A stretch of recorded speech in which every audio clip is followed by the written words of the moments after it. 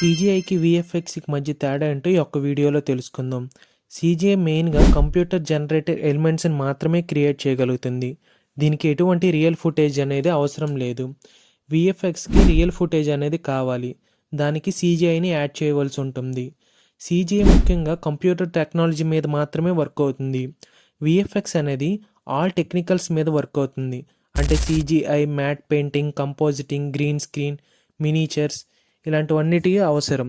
And example విషయానికి వస్తే CGI dinosaurs, aliens ఇలాంటివి క్రియేట్ చేస్తే వీఎఫ్ఎక్స్ అదే డైనోసార్స్తో ఒక హీరో యాక్ట్ చేయడం కానీ ఇలాంటివి చేయడానికి ఉపయోగిస్తారు.